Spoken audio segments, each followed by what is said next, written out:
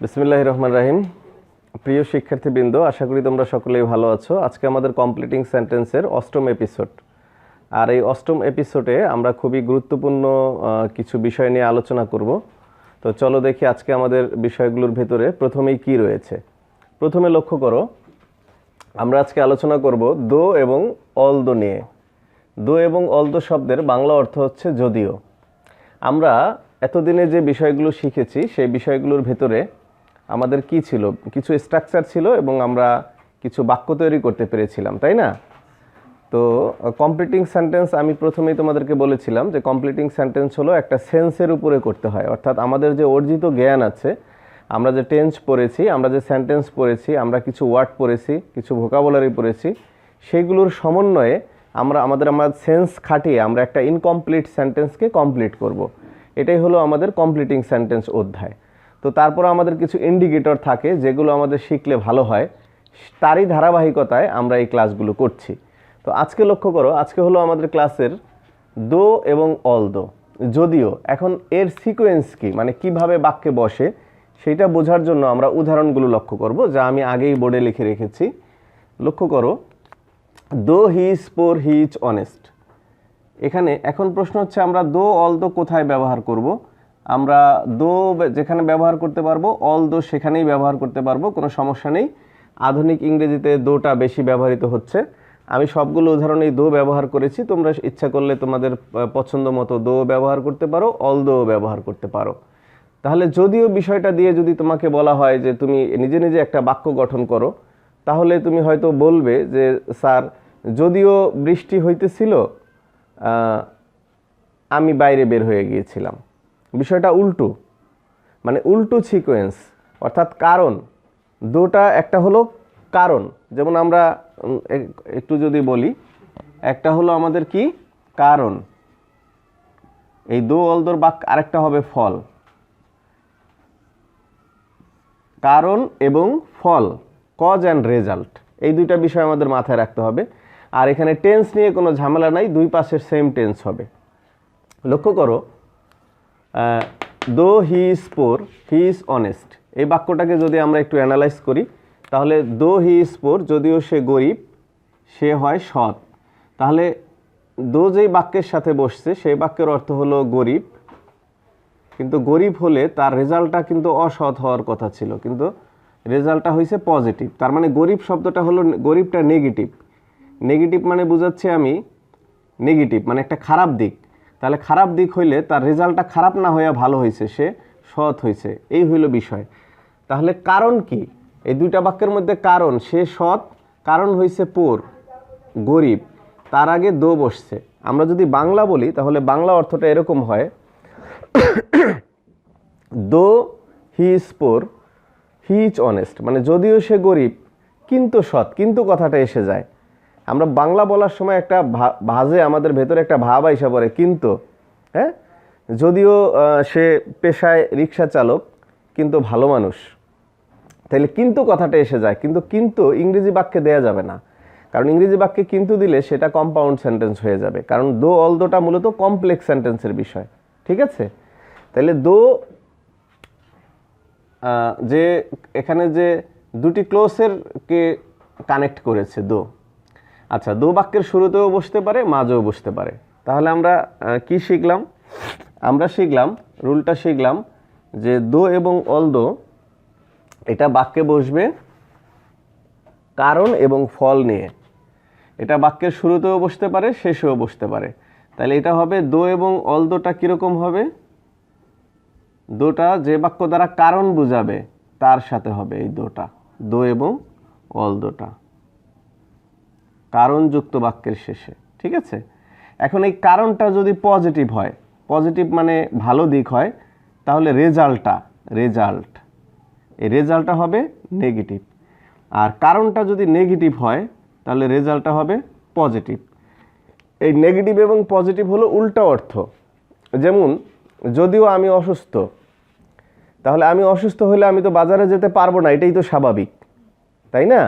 কিন্তু যদিও আমি অসুস্থ, আমি বাজারে গিয়েছিলাম, ফলটা হয়ে গেল উল্টা। কারণটা আমি অসুস্থ, কিন্তু ফলটা হওয়ার কথা ছিল আমি বাজারে যেতে পারবো না, বাজারে গেছি, বুঝাতে পেরেছি?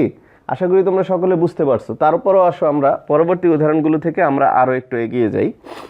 দো হি ফেইল্ড, যদিও সে ফেল করেছিল, দো হি ট্রাইড হার্ড।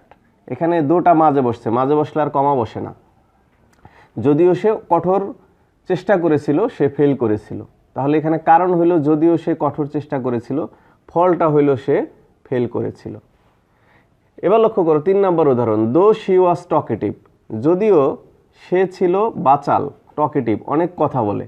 তো এখন আমরা একজন কথা বলা লোকের সামনে যদি যাই, আমরা কিন্তু তাকে এড়িয়ে চলতে চাই, এটাই স্বাভাবিক। Though she was talkative, I was prepared two be an attentive listener, আমি প্রস্তুতি নিয়েছিলাম একজন মনোযোগী শ্রোতা হতে। I was prepared two be an attentive listener, এটা আগের যে আমাদের পুরাতন বই ছিল ইন্টারমিডিয়েটের, সেখানে দ্য লানসন গল্পের একটা লাইন আর কি, সেখান থেকে আমি নিয়েছি। আচ্ছা, দো শি ওয়াজ টকেটিভ, যদিও সে বাচাল, কিন্তু মানে তবুও আমি তার কথা খুব মনোযোগ দিয়ে শোনার প্রস্তুতি নিয়েছিলাম। তাহলে ফলটা হলো উল্টা। টকেটিভ হলে তো আমরা কি করি? টকেটিভ হলে আমরা কিন্তু এড়িয়ে চলতে চাই, তাই না? কিন্তু যদিও সে টকেটিভ ছিল, আমরা তার কথা মনোযোগ দিয়ে শুনেছিলাম। এখানে কিন্তু সেন্স থেকে নিজে নিজে বাক্য তৈরি করতে হবে, এরকম সাবজেক্ট ভার্ব অবজেক্ট ধরে ধরে গঠন নাই। আচ্ছা, এরপরে আসি, দো Jerry is a boy of 12, যদিও জেরি 12 বছরের ছিল, হি 12 বছরের একটা বালক ছিল Jerry. He cuts wood like a man, সে কাঠ কেটেছিল একজন মানুষের, এ ম্যান বলতে একজন বুঝাইছে একজন প্রাপ্তবয়স্ক মানুষের মতো। তাহলে একজন ছোট্ট 12 বছরের বালক, 12 বছরের বালকের তো প্রাপ্তবয়স্ক মানুষের মতো কাঠ ফাড়ার কথা না, কথা না। তাহলে ফলটা হয়েছে উল্টা। আমি কি বারবার বিষয়টা ধরাইতে পারতেছি যে কারণটা যা হবে, ফলটা হবে তার উল্টা। এই যে বাংলা করলেই বোঝা যায়, দো যদিও সে এইটা ওইটা, ঠিক আছে? আচ্ছা, তারপরে এই নাম্বার উদাহরণ, দো আওয়ার ফার্মার্স ওয়ার্ক হার্ড, যদিও আমাদের কৃষকরা কঠোর কাজ করে, they lead a miserable life, তারা কষ্টের জীবন যাপন করে। তাহলে কঠোর কাজ করলে আমাদের ফল হওয়ার কথা ছিল সুখের জীবন, কিন্তু হইল কষ্টের জীবন, ঠিক আছে? এই হলো বিষয়। এটা পজিটিভ, কিন্তু এইটা হয়ে গেল নেগেটিভ। আচ্ছা, এখন পরীক্ষায় কিভাবে আসে তার দুই একটা ডেমো আমি এখানে রেখেছি, আমরা এটাকে পূরণ করব। পরীক্ষায় হয়তো আমরা এইভাবে পাবো, দো হি ইজ রিচ, এই অংশটা আমাকে পূরণ করতে হবে। তাহলে আমাকে বুঝতে হবে যদিও সে ধনী হইলে সে সুখী হওয়ার কথা, কিন্তু তাইলে সে হবে অসুখী। আমরা এখানে পূরণ করব হি ইজ আনহ্যাপি। এই যে এইভাবে আমরা পরীক্ষা, এই উদাহরণটাও অনেকবার এসেছে, এই অংশটা আমরা পূরণ করলাম।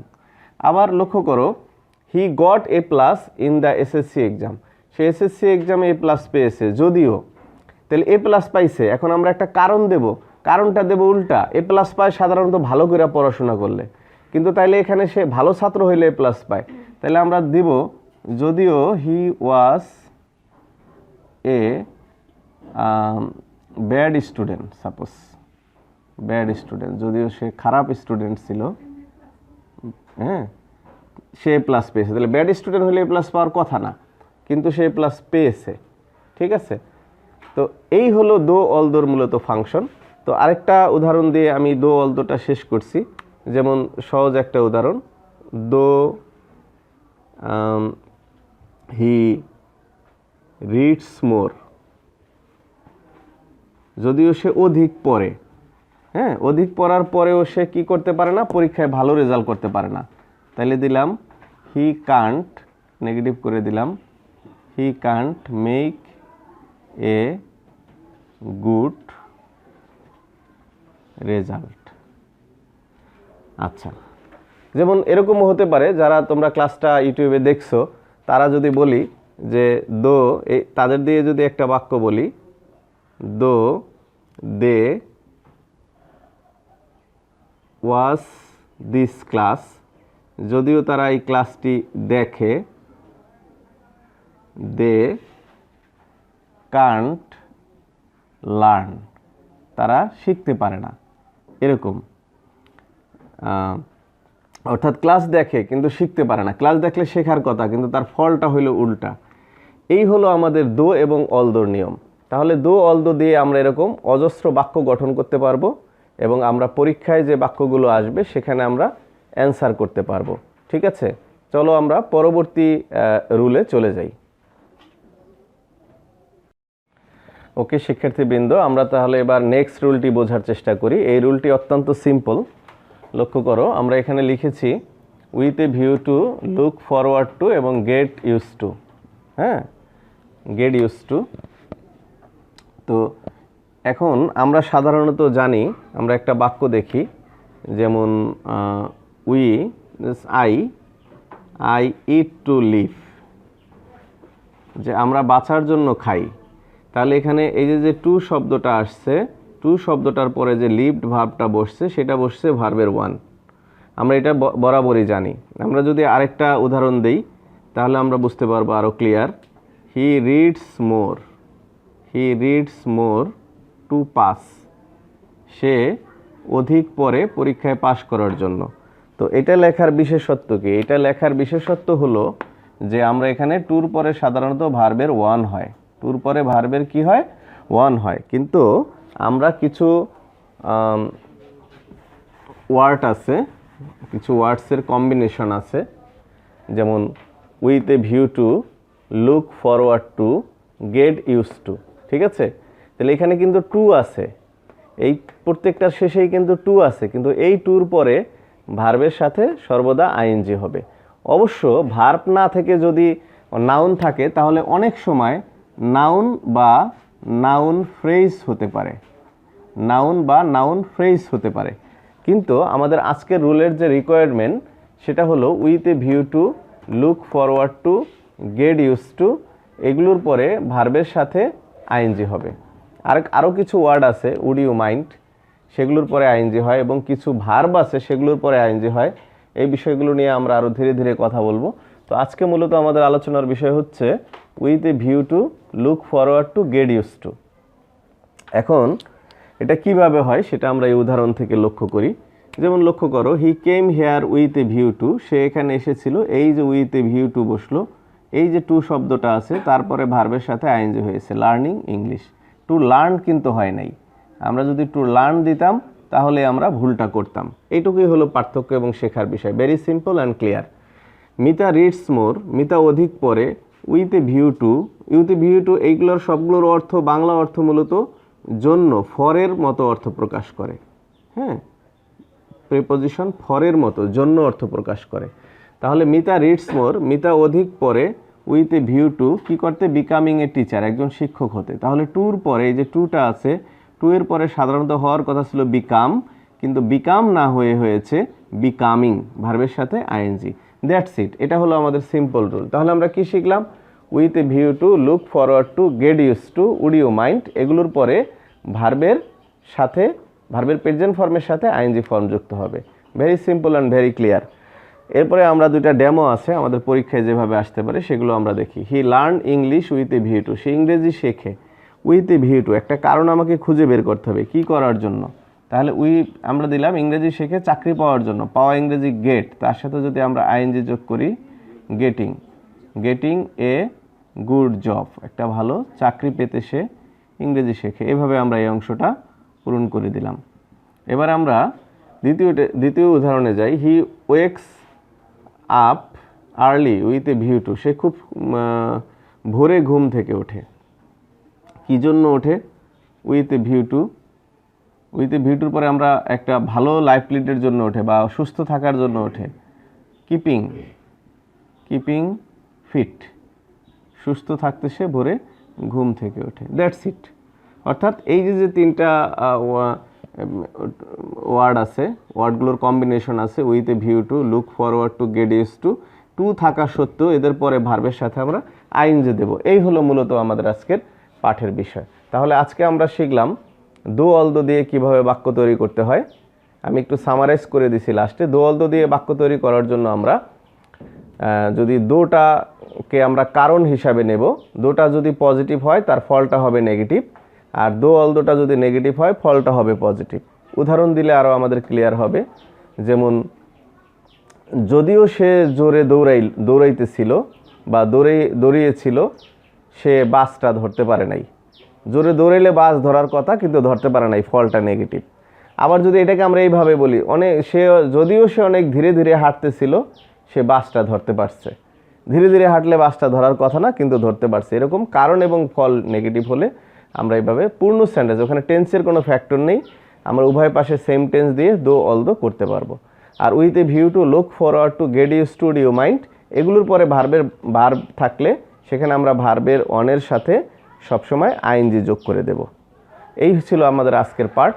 তোমরা পেছনের লেসনগুলো ভালোভাবে দেখে নেবে এবং আমরা সামনে আরও নতুন এপিসোড নিয়ে তোমাদের সাথে হাজির হব। সবাই ভালো থাকো, সুস্থ থাকো। টিল দেন, আল্লাহ হাফেজ অ্যান্ড থ্যাংক ইউ অ্যাগেইন।